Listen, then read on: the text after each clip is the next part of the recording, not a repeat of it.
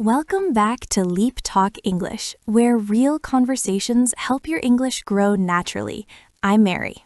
And I'm Albert. And Mary, I want to start today with something I genuinely did this morning. Something embarrassing. Albert, this is either going to be very funny or very relatable. Probably both. I woke up, I made my coffee, and before I had even taken the first sip, I was already on my phone looking at what someone else was doing with their life.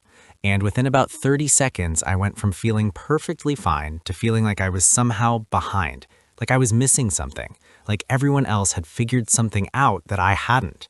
And all of that happened before the first sip of coffee. Before the first sip, which I think says everything. It really does. And I think almost everyone listening right now has had that exact experience. Maybe not with coffee, but with that feeling, that sudden, quiet drop in how you feel about your own life, triggered by a glimpse of someone else's. And today we want to talk honestly about why that happens, because it is not random, it is not weakness, it is not something wrong with you specifically. It is something deeply human and deeply complicated. And in 2026, with social media amplifying it to an intensity that no previous generation ever experienced, it is one of the most urgent conversations we can have. So today we are asking, why do we compare ourselves to others so automatically? What does it actually do to us? And is there a way to live with less of it? As always, we are doing this in clear, natural B2 level English. Just relax, follow the conversation, and let your English grow naturally as you listen. And stay with us until the end for our word tour, where we slow down and explain the most useful words and phrases from today's conversation. And before we begin, we would love to hear from you. Who do you find yourself comparing yourself to most often? People online, people in your own life, someone specific? Leave a comment. You are definitely not alone in this. All right, let's get into it. So, Albert, let's start with the most important thing to understand. Comparing yourself to others is not a character flaw. It is not vanity. It is not insecurity in the way people usually mean that word. It is biology. Exactly. Social comparison is one of the most ancient and fundamental processes in the human brain. Psychologists have been studying it for decades, and the conclusion is consistent. We are wired for it. The theory was first formally described by a psychologist named Leon Festinger back in 1954. He called it social comparison theory, and his basic argument was this. Humans have a deep drive to evaluate themselves, to understand how capable they are, how successful they are, how they are doing in life. And the way we do that, almost always, is by looking at other people, because there's no objective ruler for most of the things that matter to us. You cannot measure whether you're a good person on a scale. You cannot weigh how successful you are. You cannot calculate whether your life is going well in absolute terms. So you look sideways, you compare. You use other people as your reference point for understanding yourself. And for most of human history, this was actually a useful system. You compared yourself to the people in your village, your neighbors, your family members, the people you could actually observe in real life over real time. And those comparisons, while sometimes painful, were at least realistic. The people you compared yourself to had lives you could fully see, struggles you knew about, limitations that were visible alongside their strengths. But then something changed, something that rewired the entire experience of social comparison without changing the underlying biology that drives it. Social media. Social media. And suddenly, the reference group for your comparisons exploded from a handful of people you knew personally to millions of people you have never met. And not their real lives, their best moments, their most photogenic meals, their proudest achievements, their most confident selfies, their most successful days, packaged and filtered and presented as if that is simply how their life always looks. And your ancient brain, which evolved to compare itself to real people in real life, receives all of this information and processes it the same way it would process genuine reality. Without the filter that says, wait, this is a highlight reel. This is not the full picture. This person also has difficult mornings and confusing days and moments of self-doubt that they aren't posting about. The brain just sees the surface and compares and concludes, I am less than this. And that conclusion, repeated dozens or hundreds of times a day, takes an enormous toll on how people feel about their own lives. And here's what makes it even more complicated. We do not just compare upward. Psychologists have found that we compare in multiple directions, and each direction has a different emotional effect. Upward comparison, looking at people who seem to be doing better than you, tends to generate either motivation or inadequacy, sometimes both at the same time. You see someone who has achieved something you want, and part of you thinks, maybe I could do that too. That's inspiring. And part of you thinks, they have it and I don't. That's painful. And the ratio between those two responses depends enormously on how you're already feeling. When you're in a good place, upward comparison can genuinely inspire you. When you're already struggling, it almost always makes things worse. And then there's downward comparison, looking at people who seem to be doing worse than you, which sounds unkind but is actually something all humans do, and it serves a real psychological function. Downward comparison gives people perspective, a sense of things could be harder. My situation, while difficult, is not the worst possible situation. And in moderate doses, this is actually healthy. It's how gratitude works, recognizing what you have by being aware of what you don't have to deal with. But in excess, downward comparison becomes something more troubling, a habit that stops you from growing because you're always looking at who has less rather than what you could become. And then there's lateral comparison, comparing yourself to people who seem to be at roughly the same level as you, same age, same background, similar starting point. And this is often the most emotionally charged comparison of all, because there's an implicit expectation underneath it.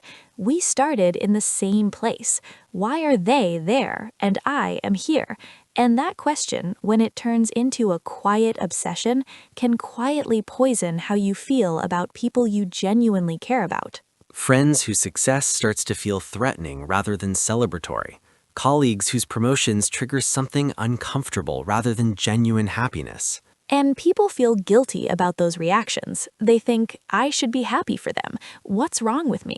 When really that reaction is completely human. It's just comparison doing what comparison does.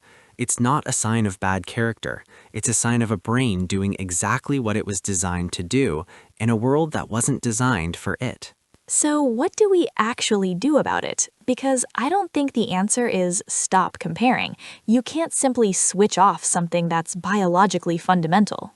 Right. Telling yourself to stop breathing makes sense in theory, and then 30 seconds later you're doing it again. So it's not about elimination, it's about awareness and redirection.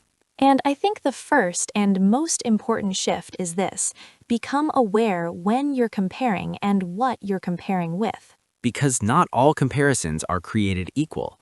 Comparing yourself to a stranger on social media who you know nothing real about, that's almost always harmful. You have no context, no full picture, no real information about their actual life.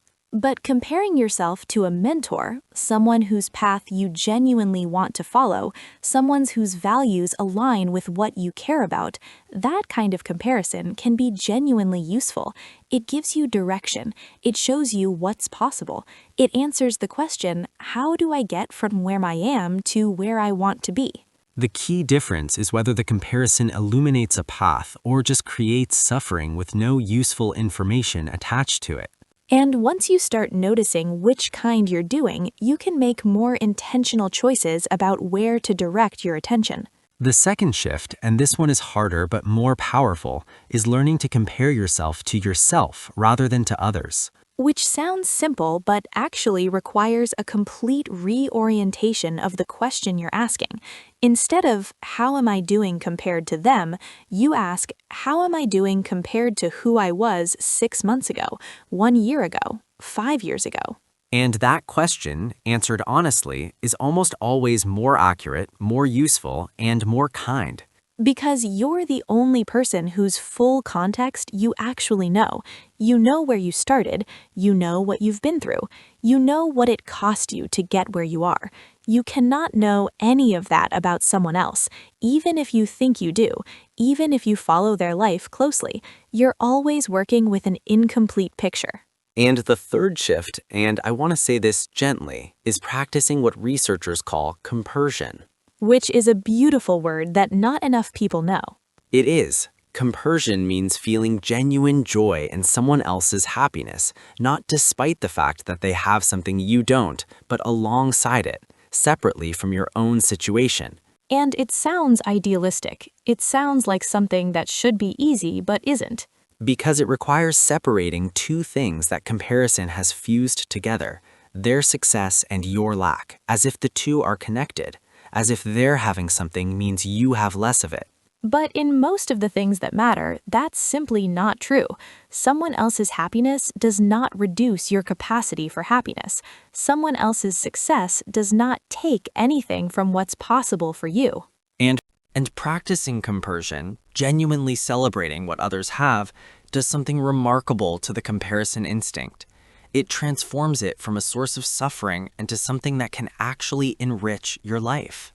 Because suddenly, other people's good fortune becomes evidence that good things happen, that the life you want is possible, that the world contains more joy than you sometimes remember. And that is a much more nourishing way to look sideways than the one most of us default to. And the final thing I want to say before we go into our word tour is this. Be patient with yourself when the comparison happens anyway, because it will. It always does. The goal is not perfection. The goal is not never feeling that quiet drop when you see someone else's apparent success. The goal is to notice it faster, to interrupt it sooner, to redirect more skillfully than you did before. And over time, with practice, the drop becomes shorter, the recovery becomes quicker, and the grip that other people's lives have over how you feel about your own slowly, genuinely loosens. And that loosening, quiet as it is one of the most freeing things a person can experience. Okay, let's go into our word tour. Let's do it. Word tour. First word, wired. When we say humans are wired for something, it means that behavior is built into us biologically, like it is part of our natural programming. For example, we are wired to compare ourselves to others. It is a fundamental feature of the human brain, not a personal weakness. Or, humans are wired for connection, and that is why isolation feels so painful. Repeat after us. Wired. Wired. Next, reference point. A reference point is something you use as a standard or basis for comparison when making a judgment or evaluation. For example, other people often serve as our reference point for deciding how well we are doing in life. Or, without a clear reference point, it is difficult to know whether your progress is fast or slow.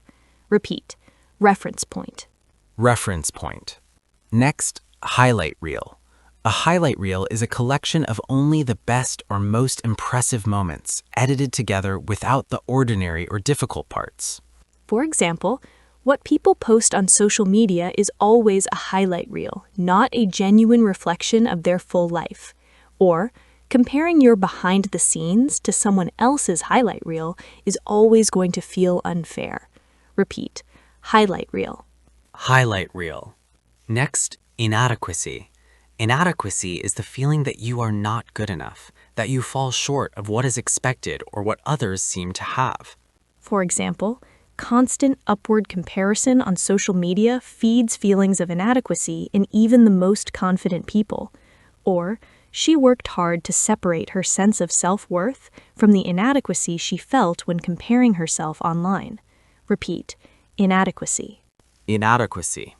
Next, compersion. Compersion means genuine happiness or joy because of someone else's happiness or joy, even when their good fortune has nothing to do with you. For example, practicing compersion helped him genuinely celebrate his friend's promotion without feeling threatened by it. Or, compersion is the opposite of envy. It is finding joy in other people's joy. Repeat. Compersion. Compersion. Next, reorientation. A reorientation means a significant shift in how you see or approach something, changing your perspective or direction in a fundamental way. For example, Comparing yourself to your past self rather than to others requires a complete reorientation of the question you are asking. Or, healing from perfectionism often requires a reorientation of what success actually means. Repeat, reorientation. Reorientation. And finally, default. A default is what you do automatically, without conscious choice, simply because it is the habitual or built-in response. For example, for most people, upward comparison on social media is the default. It happens without any deliberate decision. Or, changing a default response takes time and consistent practice, but it is absolutely possible. Repeat, default. Default. And those were today's word tour words and phrases. Together, they capture everything we explored today: why comparison is so deeply human, what it does to us in a world of social media, and the small, intentional shifts that can help us live with a little more peace inside our own lives. And remember, the next time you feel that quiet drop when you see what someone else has, you are not broken. You are not weak. You are just human. And being human is always enough to start from. This is Mary. And this is Albert. Thank you so much for listening to LeapTalk English. We will see you in the next one. Bye, everyone. Bye.